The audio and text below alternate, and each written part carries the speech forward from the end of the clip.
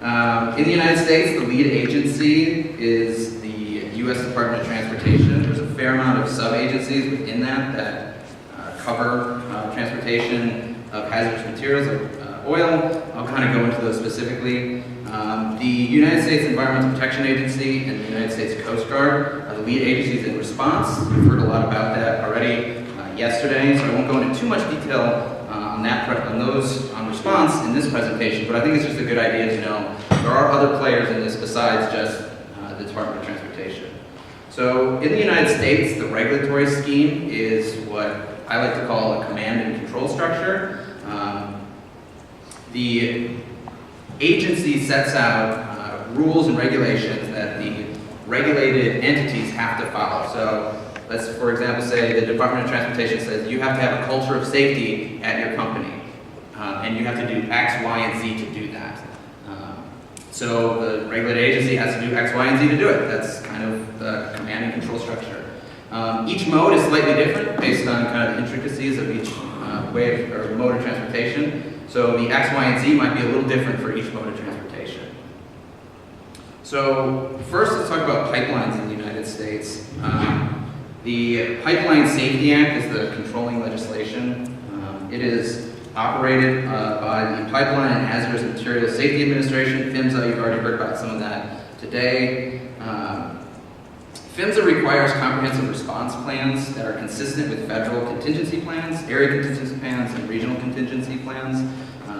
These plans require certain levels of inspection, response requirements, construction requirements, and the like that.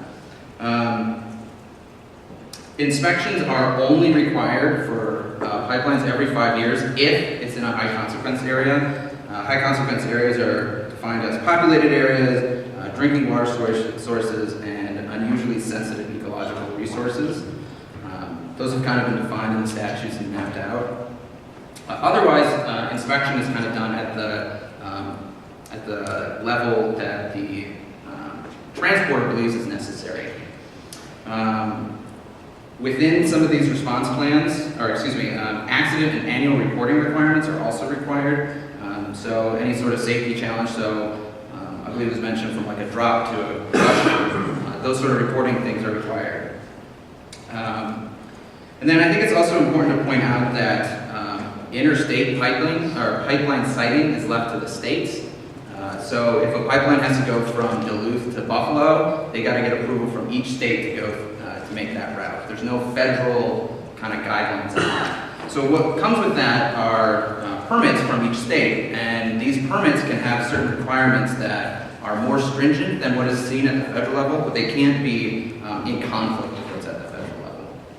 So that's why you hear, states like Michigan considering how they can kind of rechange the permits and consider things like that. So next, talk about rail. In the United States, it is PHMSA and the Federal Railroad Administration, both, again, are within the Department of Transportation. PHMSA kind of regulates the hazardous material side of things, whereas the Railroad Administration governs the kind of rail side of things, for lack of a better word. In the United States, they are required to have basic response plans, and I underline basic response plans because there's kind of an interesting quirk in the legislation that PHMSA requires comprehensive plans, which we needed for pipelines, for a package that is over 42,000 gallons. And if you know anything about rail cars, the capacity of an oil car is about 30,000 gallons. So they do not meet that requirement.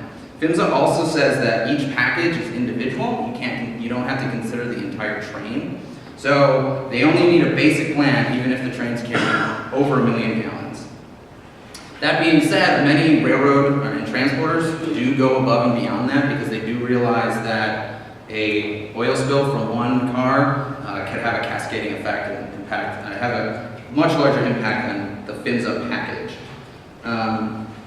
These basic plans have to identify personnel and equipment available, much like pipelines. They also have to properly classify the oil being transported. I know this is a very important issue, especially with the changing nature of oil that is being transported. Typically, the oil company classifies and describes the oil, and then the transporter then packages it and labels it properly. There has been a lot of recent action in this area.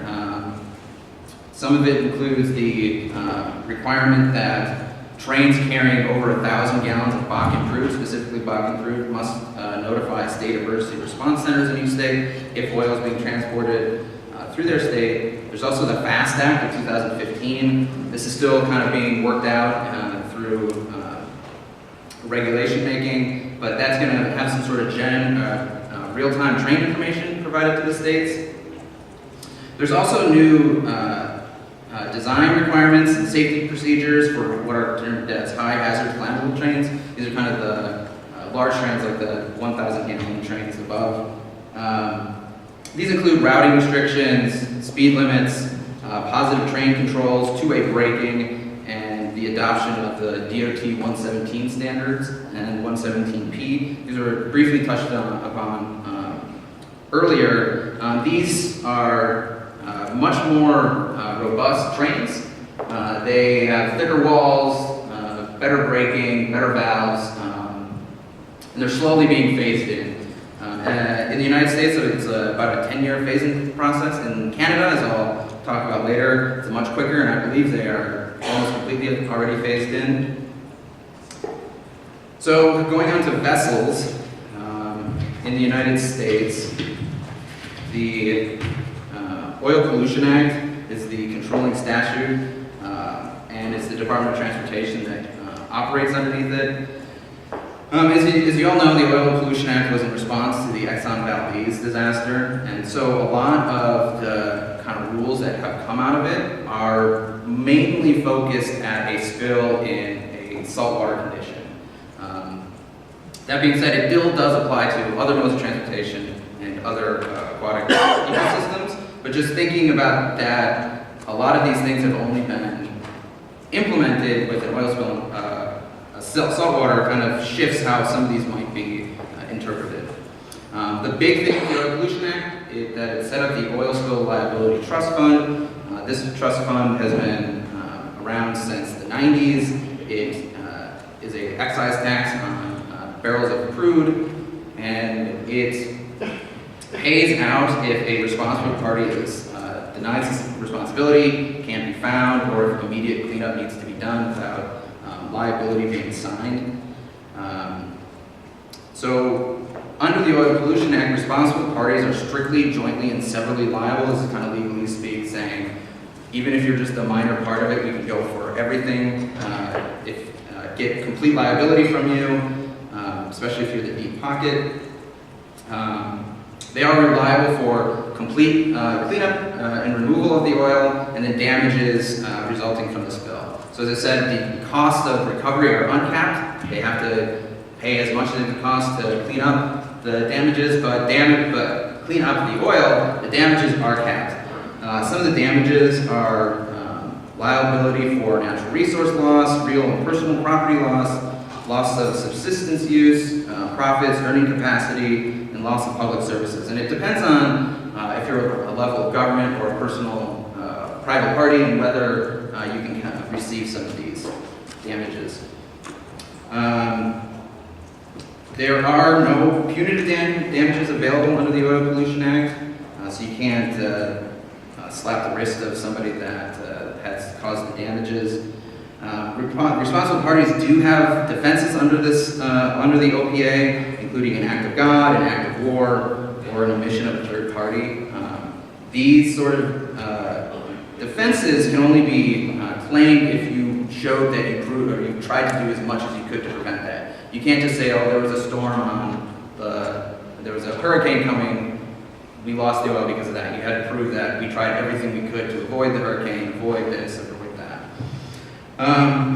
Vessel response plans are required, and these were kind of touched on yesterday, but this kind of comes back to where the Oil Pollution Act was specifically targeted at seawater spills. There has been, from my understanding, no vessel response plans for an oil spill on a large lake system. So how that would kind of go through the process is currently unclear. Inspections are done annually by the Coast Guard. I should say about the vegetable response plans, they are consistent. They need to be consistent with the national contingency plans, regional contingency plans, and area contingency plans, and they can contract out with third parties. So that's what I'm going to say about that. Next, we have Canada, neighbors to the north. In Canada, the lead agencies are Transport Canada and the National Energy Board. I'll go into which agency regulates what later. And for response, you have Environment Canada and the Canadian Coast Guard, similar to what we have in the United States. In Canada, the regulatory scheme, is much more goal-oriented. So what I mean by this is the regulated agencies kind of set out a policy that the regulated entities then have to prove they meet. So for example, you have to have a culture of safety at your company. There may be some frameworks on what the agency expects, but it's generally up to the regulated entity to prove then that they meet those requirements. This requires a lot of cooperation and flexibility between the agency and the regulated transporter. So talking about pipelines in Canada, the National Energy Board Act is operated by the National Energy Board. They require onshore pipeline regulations. These include requiring emergency management programs, environmental protection programs, damage prevention programs, and emergency response plans. These plans and programs need to be systematic, explicit, comprehensive, proactive, but it's generally, like I said, up to the regulated entity to prove that they meet these requirements. The pipeline design, construction, operation, inspection, and maintenance is left to the industry to figure out how to do. Through that, they have the industry has kind of come together through the Canadian Standards Associations to come up with many of these rules and regulations, self-imposed. The CSA has relied heavily on what is being done in the United States. So a pipeline built in the United States is probably very similar to what is built in Canada. Operators must have sufficient financial capability to cover costs and damages of a spill. This is usually about $1 billion of coverage or more for major operators. Rail in Canada is you've heard a lot about this already, so I'm just going to kind of hit the top points here. Railway Safety Act and the Transportation of Dangerous Goods Act, both operated by Transport Canada. They require safety management systems that kind of create a framework of safety at the company. Inspections are generally performed by the railroad. ERAPs are required for the transportation of dangerous goods, and there are strict classification requirements on what is required for an ERAP. And from my understanding, currently certain forms of crude oil don't meet this definition, so they do not require ERAPs. We might have a correction if that's not 100% correct. But there has been some recent action in trying to change those rules. So in the future that may change, more ERAPs may be required. They also have recent action similar to what's happened in the United States, requirements for crew sizes, as was mentioned, unintended car requirements, speed route restrictions, modified SMS systems or SM systems, and then they also require the DOT 117 and 117P cars. Those have been more rapidly rolled out. That program, I believe, they've completely switched over. Vessels in Canada. So the Canadian Shipping Act is the major legislation here. It is operated by the Transport Canada. They require response plans similar to what's being done in the United States. They can arrange with response organizations, or which was talked about yesterday a little bit. These response plans generally cover on-board response, on the water responses, on the land responses, and stuff like that. The Marine Liability Act is kind of similar to the Oil Pollution Act that's in the United States. The main difference is there's no trust fund set up to kind of cover losses to kind of cover damages if a responsible party is not immediately found. They follow the polluter pays principle, which is again similar to the United States. Vessels are wholly responsible for any pollution damage caused by a spill. And there is required to be insurance linked to the vessel tonnage and how much and what they're carrying.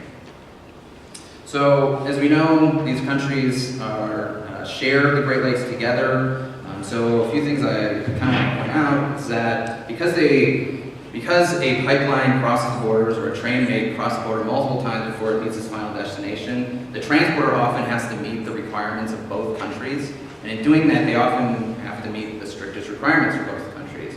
So where Canada might have a strict requirement and the United States have a slightly laxer requirement, they'll usually follow the Canadian one because they have to eventually transport to Canada as well. There are some agreements between the two countries. Some of these were talked on yesterday, but I think it's worth touching on here. The Great Lakes Water Quality Agreement is the backdrop to both these wonderful acronyms, CANUSLAC and CANUSCENT. They are joint contingency plans. Basically, they set out an agreement that each country will share resources and information between if there's a spill. CANUSLAC is operated between the two Coast Guards. CANUSCENT is operated between the Environmental Protection Agency and Environment Canada. Officers can speak on behalf of their own nation's on-scene coordinators to ensure response is done rapidly. There are procedures for customs and immigration in case of a joint response. So I did publish a paper on GLC's website that goes into much more detail than I was able to do today. It includes this table and kind of going through all the controlling laws and agencies. So that's all that I have. I can take a few questions if you have any kind of general questions before I jump off the stage.